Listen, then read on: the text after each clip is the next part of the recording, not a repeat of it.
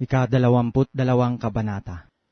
At sumagot si Jesus at muling pinagsalitaan sila sa mga talinghaga, na sinasabi, tulad ang kaharian ng langit sa isang hari na naghanda ng piging ng kasalan ng kanyang anak na lalaki, at sinugo ang kanyang mga alipin upang tawagin ang mga inanyayahan sa piging ng kasalan.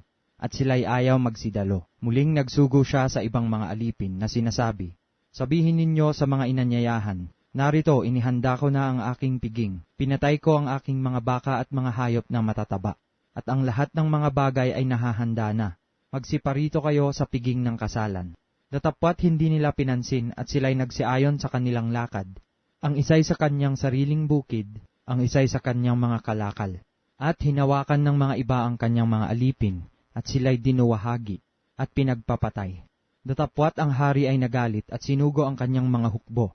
At pinuksa ang mga mamamatay taong yaon, at sinunog ang kanilang bayan. Nang magkagayoy sinabi niya sa kanyang mga alipin, nahahanda ang kasalan, ngunit hindi karapat-dapat ang mga inanyayahan. Magsiparoon nga kayo sa mga likuang lansangan, at anyayahin ninyo sa piging ng kasalan ang lahat ninyong mga sumpungan. At nagsilabas ang mga aliping yaon sa mga lansangan, at kanilang tinipon ang lahat nilang nangasumpungan. Masasama at mabubuti, at napuno ng mga panauhin ang kasalan. Datapwat pagpasok ng hari upang tingnan ang mga panauhin, ay do'y nakita niya ang isang tao na hindi nararamtan ng damit kasalan. At sinabi niya sa kanya, kaibigan, ano't pumasok ka rito na walang damit kasalan? At siya'y naumid. Nang magkagayoy sinabi ng hari sa mga naglilingkod, gapusin ninyo ang mga paa at mga kamay niya, at itapon ninyo siya sa kadiliman sa labas. Diyan na nga ang pagtangis at ang pagngangalit ng mga ngipin. Sapagkat marami ang mga tinawag, datapwat kakaunti ang mga nahirang. Nang magkagayoy nagsialis ang mga Fariseyo, at nangagsangunian sila, kung paano kayang mahuhuli nila siya sa kanyang pananalita. At sinugon nila sa kanya ang kanilang mga alagad, nakasama ng mga Herodiano, na nagsisipagsabi, Guro, nalalaman naming ikaw ay totoo, at itinuturo mong may katotohanan ang daan ng Diyos, at hindi ka nangingimi kanino man, sapagkat hindi ka nagtatangi ng tao. Sabihin mo nga sa amin, ano sa akala mo? Matuwid bagang bumuwis kay Cesar o hindi? Datapwat na pagkikilala ni Jesus ang kanilang kasamaan, at sinabi sa kanila, bakit ninyo ako tinutokso? Kayong mga mapagpaimbabaw, ipakita ninyo sa akin ang salaping pangbuwis. At dinala nila sa kanya ang 1 denaryo. At sinabi niya sa kanila, kanino ang larawang ito at ang nasusulat? Sinabi nila sa kanya, kay Cesar. Nang magkagayoy sinabi niya sa kanila, kaya't ibigay ninyo kay Cesar ang sa kay Cesar, at sa Diyos ang sa Diyos. At pagkarinig nila nito, ay nagsipanggilalas sila, at siya'y iniwan at nagsiyaon. Nang araw na yaon ay nagsilapit sa kanya ang mga Saduseyo, na nangagsasabing walang pagkabuhay na mag-uli. At siya'y kanilang tinanong na sinasabi, Guro, sinabi ni Moises, kung mamatay na walang mga anak ang isang lalaki, ay mag-asawa ang kanyang kapatid na lalaki sa asawa niya, at magkakaanak sa kanyang kapatid na lalaki.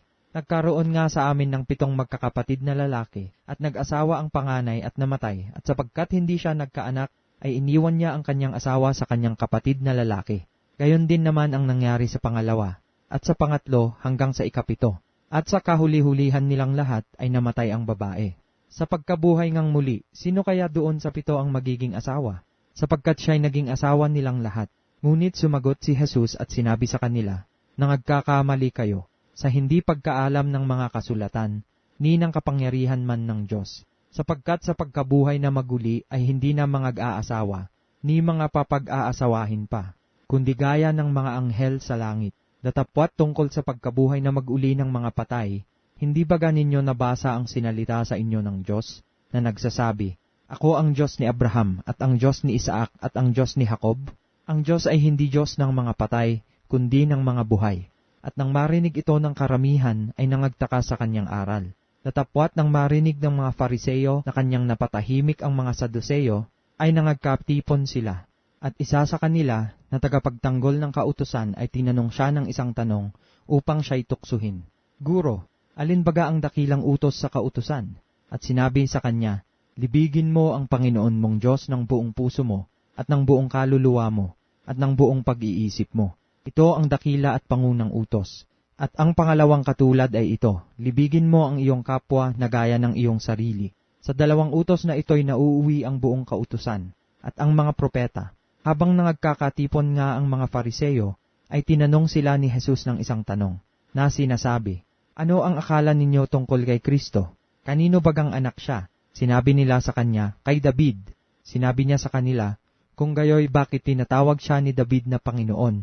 Sa Espiritu na nagsasabi, "Sinabi ng Panginoon sa aking Panginoon, maupo ka sa aking kanan, hanggang sa ilagay ko ang iyong mga kaaway sa ilalim ng iyong mga paa." Kung tinatawag nga siya ni David na Panginoon, paanong siya'y kanyang anak? At wala sino mang nakasagot sa kanya ng isang salita, ni wala sino mang nangahasbuhat sa araw na yaon na tumanong pa sa kanya ng anumang mga tanong.